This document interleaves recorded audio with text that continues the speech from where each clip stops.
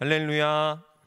네, 오랜만에 우리 청년 여러분들 만나서 정말 반갑고 또 기분도 좋은 것 같습니다. 네, 여러분도 그렇죠?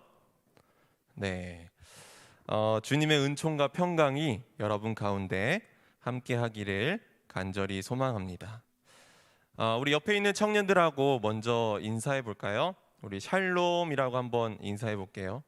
네, 옆에 얼굴 쳐다보면서 네, 앞만 보고 샬롬하는 청년들은 저한테 하는 거죠. 네, 어, 오늘 이곳에서 예배하는 이들과 또 온라인으로 예배하는 모든 이들 가운데 주님의 은혜가 가득하기를 간절히 소망합니다. 마스크 쓰고 해도 괜찮은 거죠? 네. 지난 2월 17일부터 우리는 사순절을 보내고 있습니다. 사순절은 예수님이 걸어가신 십자가의 길을 우리도 같이 따라가는 것입니다.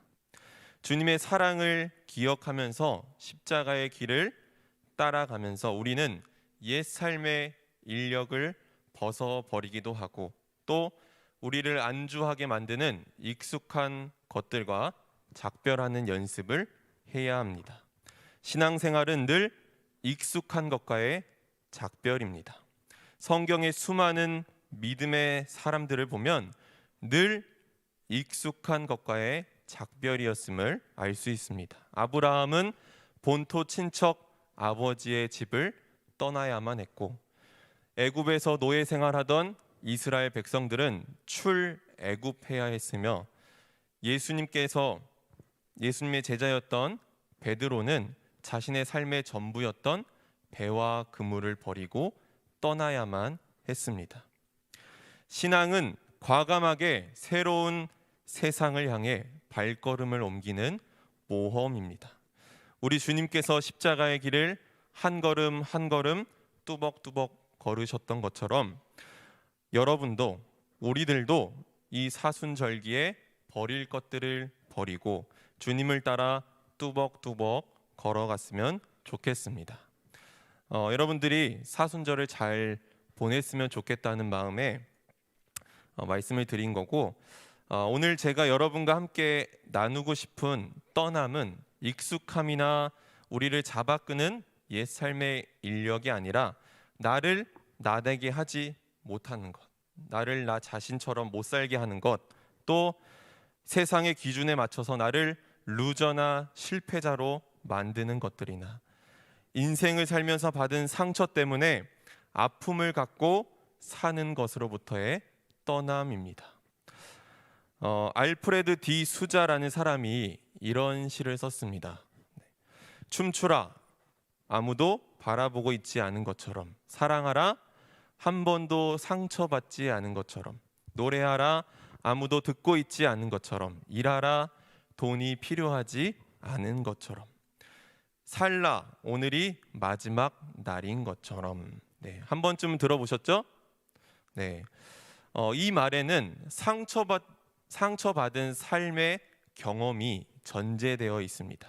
그러나 상처받았고 사랑하기 어렵게 만드는 조건이 있지만 그럼에도 불구하고 사랑하라는 것입니다. 누구를요? 나 자신을 사랑하라는 것입니다. 여러분, 자화상이라는 말 알고 있습니까? 자화상.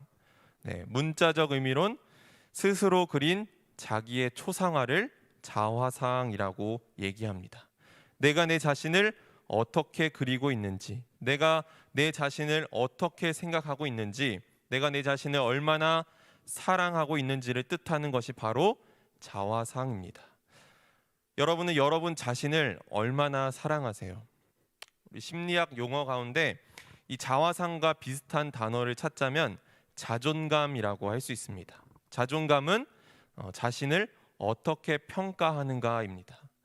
즉 자신을 높게 평가하는지 또는 낮게 평가하는지에 대한 레벨을 의미합니다. 자존감은 우리가 살아가면서 중요한 결정들과 또 선택들을 할 때 영향을 미치고 이를 통해 우리의 삶을 형성해 나가기 때문에 매우 중요합니다. 만약 자존감이 낮으면 현실을 마주할 때 두려움을 느끼기도 하고 또 그 두려움에 쫓기며 살아갈 것입니다. 늘 거절당할 것이라는 불안감이 내 안에 있고 또 불만족하고 경멸심의 감정이 늘 따라다닙니다. 또한 스스로를 가치 없는 사람으로 여기고 불신이라는 벽 뒤에 숨어서 타인을 늘 밀어내게 됩니다. 또 이 자존감이 낮은 사람들의 가장 큰 특징은 뭐냐면 이들은 남의 아픔에 공감을 잘 하지 못한다는 것입니다. 저 사람이 나를 어떻게 볼까? 저 사람이 나를 어떻게 생각할까?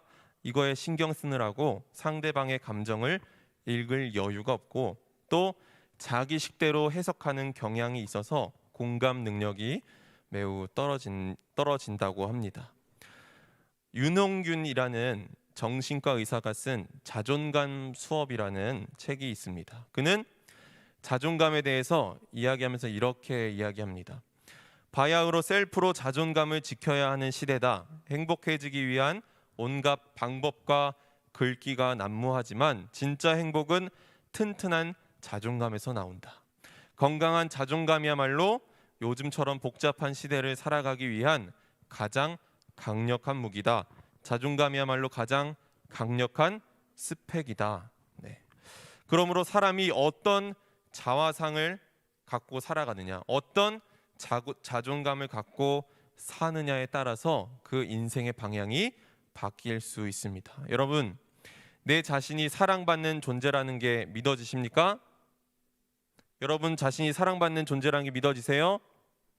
네, 저를 한번 따라해 보세요. 머리에 손을 올리고, 네, 손을 올리시고 저를 따라해 보세요. 칭찬해. 사랑해. 네, 잘했어. 우리 청년들의 스타일을 아는데 제가 약간 무리수가 아닌가 생각했는데 네, 그래도 잘했어요.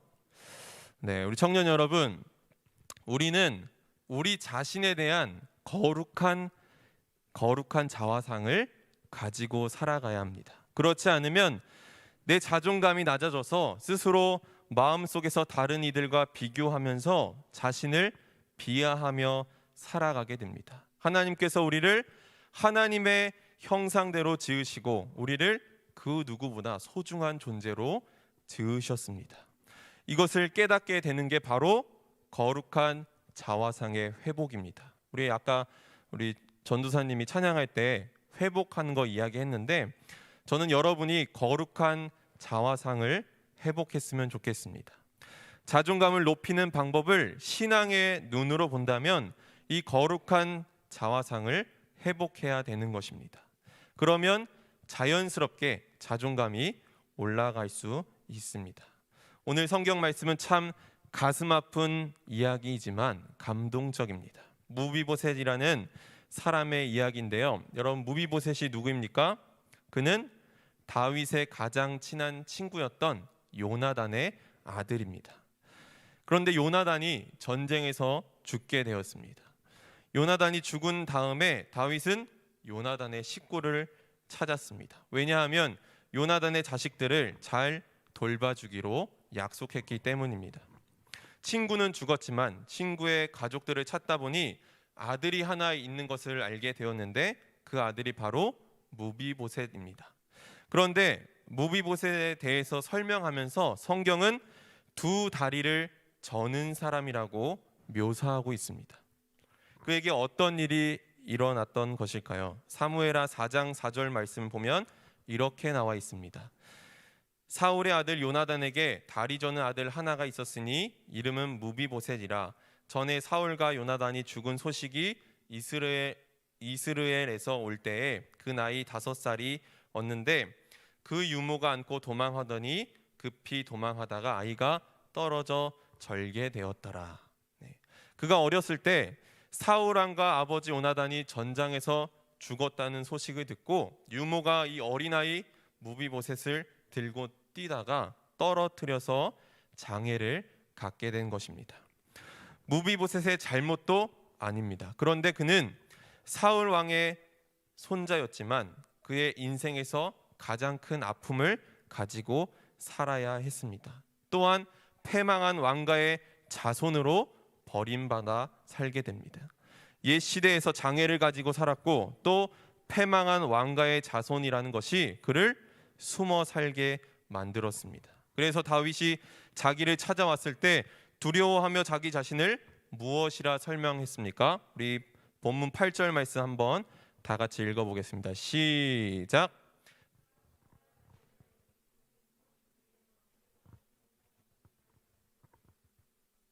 자신을 죽은 개와 같은 존재라고 설명하고 있습니다. 다른 사람이 나를 무시하고 차별하는 것보다 더 잔인한 것은 내가 스스로 그 현실을 받아들이는 것입니다.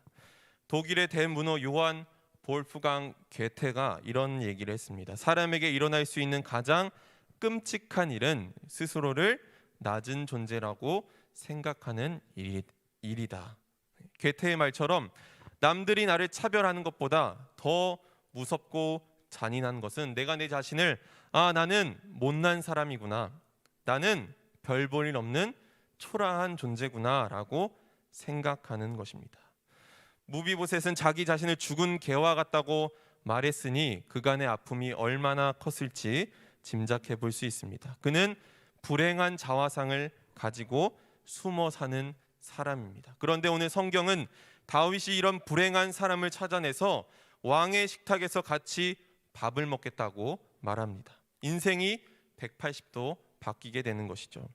불행하게 살던 사람이 이제는 왕궁에서 왕자와 같이 왕자의 신분으로 왕과 함께 살게 되었다는 것입니다. 무비보셋은 죽은 개와 같이 사는 것이 자신의 운명이라고 생각했습니다. 어제도 그랬고 오늘도 그렇고 내일도 그러리라 포기하고 숨어서 살고 있었습니다. 그런데 오늘 말씀은 그런 아픔을 갖고 불행하게 살지 말라는 것입니다. 무비보셋이 모르고 있었던 것은 죽은 아버지의 친구 다윗 왕이 자신을 찾고 있었다는 것입니다. 사랑하는 청년 여러분, 내 인생을 나의 한정된 시선과 마음으로 함부로 판단하지 말기를 바랍니다. 비록 남들에게 보잘것없고 버림받은 존재처럼 느껴질 때도 있고 때론 내 스스로 보기에도 나 자신이 너무 초라하고 한심해 보일 수도 있을지도 모르지만 나를 만드신 하나님의 눈과 마음에는 이 세상 누구보다 귀한 하나님의 자녀인 줄 믿습니다. 하나님의 은혜는 사람을 가리지 않습니다. 누구에게나 하나님의 은혜의 때가 분명히 있습니다. 그래서 우리는 일상에서 늘 기뻐하고 감사하는 훈련을 하며 살아야 합니다. 우리가 신앙생활 하다 보면 우리의 생각과 경험을 넘어서는 하나님의 역사를 많이 보게 됩니다. 하나님의 은혜의 세계가 분명히 있는 것입니다. 무비보셋은 자기 자신을 죽은 개와 같은 존재로 생각했습니다. 그러나 다윗 왕의 입장에서 무비보셋은 자기가 사랑하던 요나단의 아들입니다. 그리고 요나단과 맺은 약속이 있었기 때문에 무비보셋은 은총을 받은 귀한 존재입니다.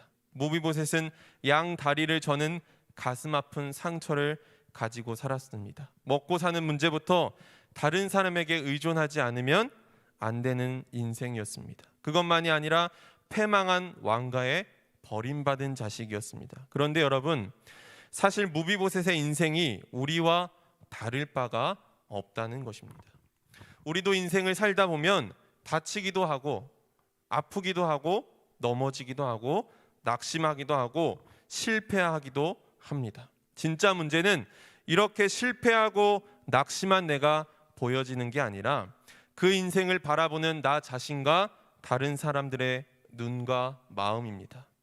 무비보셋이 두 다리를 절었다고 성경은 강조하고 있는데 이 핸디캡도 누가 보느냐에 따라서 다른 것입니다. 다른 사람이 보면 불행이고 저주이지만 다윗 왕이 볼 때는 요나단 대신 아버지가 되어 돌봐주어야 하는 사랑의 조건이 되는 것입니다. 하나님이 보시는 눈과 마음을 가지고 나를 바라보고 또 세상도 바라볼 수 있는 여러분들이 되기를 간절히 소망합니다.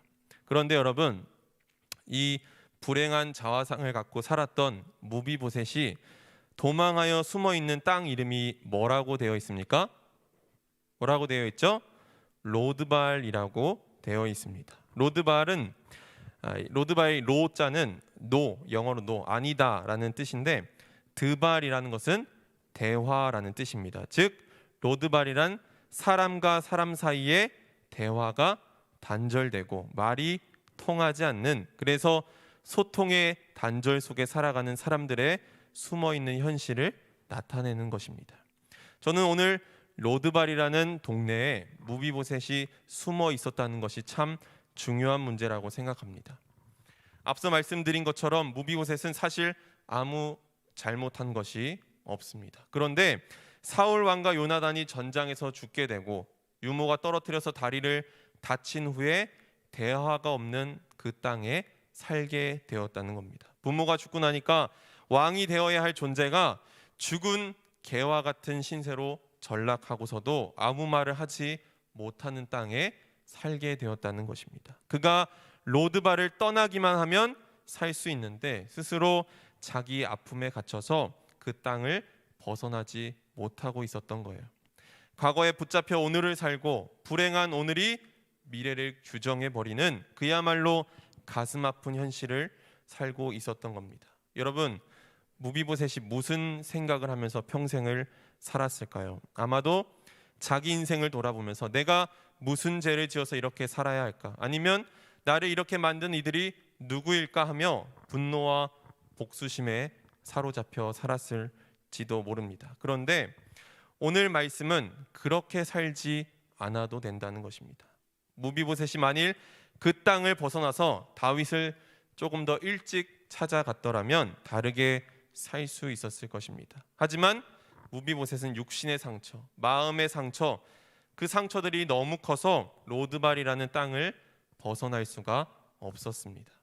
대화가 없는 땅, 말이 없는 곳, 아무와도 말을 나눌 수 없는 침묵의 땅에서 그냥 불행한 인생을 자처하며 자기 자신과 남을 원망하며 살고 있었다는 것입니다. 여러분, 우리는 우리의 인생을 한낱 운명에 맡길 수는 없습니다. 하나님은 우리에게 선택할 수 있는 기회를 주셨습니다. 그것은 마음의 선택이고 믿음의 선택입니다. 무비보셋도 로드발에서 나오니까 다시 살게 되었습니다. 그러므로 우리도 떠나야 합니다. 오늘 나를 나 되게 하지 못하는 것들로부터 떠나야 합니다. 하나님의 귀한 자녀로 살지 못하게 나를 잡아끄는 상처들로부터 떠나야 합니다. 불행의 땅에서 나와야 합니다.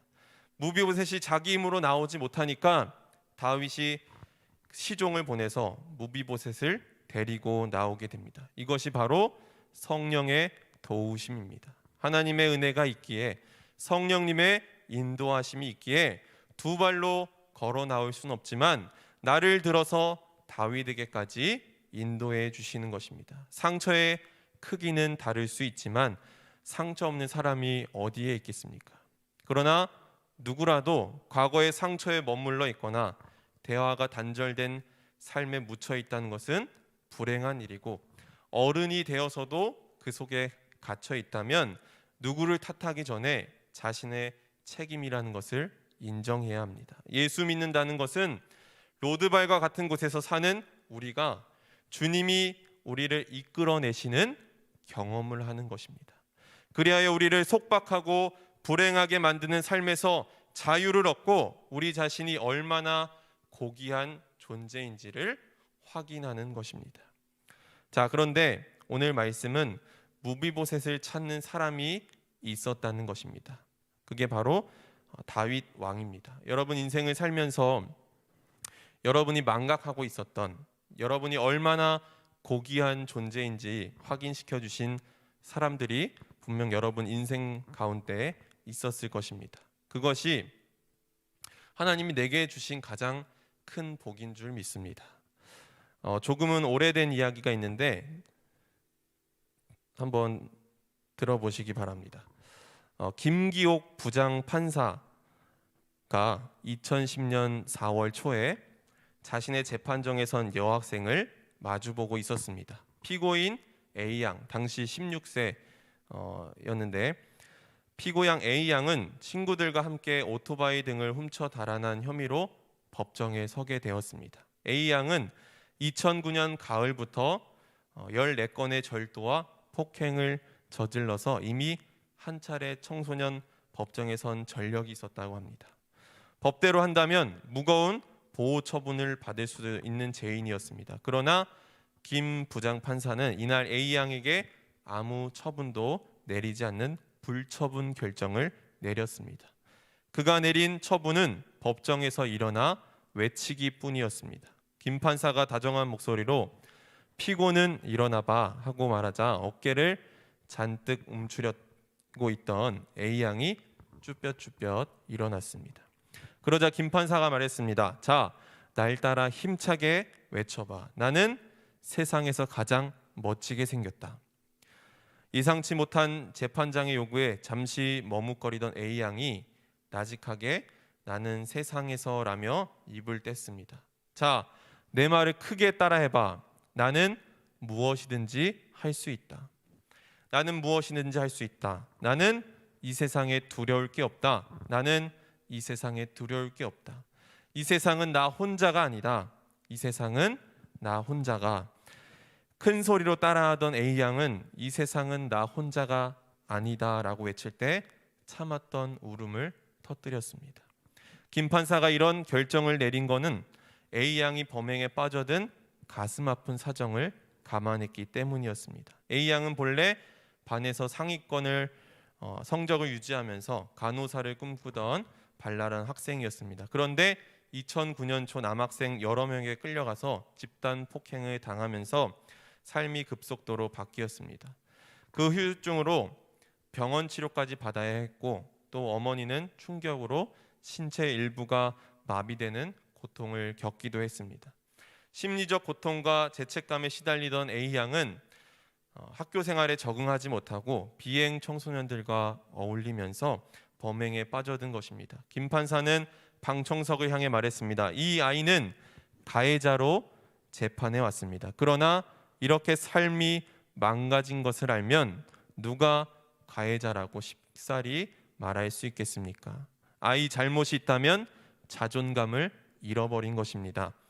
그러니 스스로 자존감을 찾게 하는 처분을 내려야지요. 학생을 격려하면서 김 판사는 그를 법정 앞으로 불러 세우고는 손을 뻗어 A양의 손을 꽉 잡아주었습니다. 그리고 세상에서 가장 중요한 게 바로 너임을 잊지 말라고, 그러면 지금처럼 힘든 일도 이겨낼 수 있을 것이라고 격려했습니다. 네, 참 마음이 따뜻해지는 이야기죠. 뒤의 이야기는 알 수 없지만 아마도 A양은 자신이 얼마나 소중한 존재인지, 자신이 얼마나 귀한 존재인지를 느꼈을 것입니다.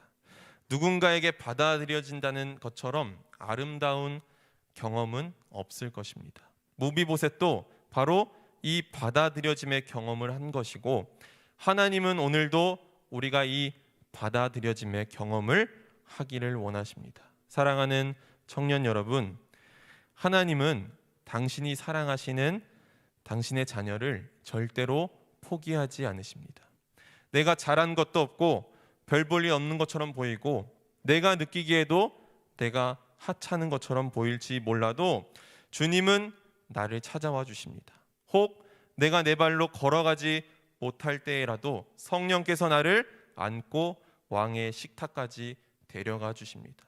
주님은 무비보셋처럼 로드발에 숨어있는 잃은 양들을 지금도 찾고 계십니다. 여러분도 무비보셋과 같은 마음과 삶의 현실이 로드발에 있다면 주님이 초대하실 때 나오길 바랍니다. 나는 죽은 개와 같은 인생인데 누가 나를 찾을까? 이렇게 생각하지 말기 바랍니다. 하나님께서는 여러분이 절대 그런 존재가 아니고 하나님이 여러분은 가장 귀한 존재라고 우리에게 말씀하고 계십니다. 우리가 살면서 낙심하고 또 좌절하고 넘어질 때도 있고 로드발이라는 땅에 숨어 살 때도 있습니다. 그런데 그런 모든 이들을 우리 주님께서 찾아내시고 또 직접 찾아오셔서 우리를 하나님 나라를 함께 만들어 가자고 부르시는 줄 믿습니다. 가슴 아픈 상처 그대로 가지고 아픔 그대로를 껴안고 주님의 따뜻한 식탁에 불러주시고 받아주시니 이 얼마나 큰 축복이 아니겠습니까? 다윗이 무비보셋을 부를 때 그의 다리가 다 깨끗이 나아서 걸어 나올 수 있으니까 데려오라고 한 것이 아니었습니다. 마찬가지로 주님께서 인생의 모든 문제가 해결되어서 자격을 갖추었으니 오라고 하는 분이 아닙니다. 상처는 아물지 않아서 평생을 그 상처를 가지고 살아야 할지도 모르지만 그럼에도 불구하고 왕이 불렀기 때문에 그 자리에 나온 무비보셋은 죽은 개가 아니라 왕자의 신분으로 복을 누리며 살았던 것을 기억하기를 바랍니다. 누구나 로드바를 떠나야 이 은혜를 경험할 수 있습니다. 바라기는 청년 여러분의 삶 가운데 또 이 땅 가운데 상처 입고 살아가는 누구라도 로드바를 떠남으로 주님이 초대하신 은혜의 식탁에 참여하는 역사가 일어나기를 주님의 이름으로 축원합니다. 아멘. 우리 함께 기도하겠습니다.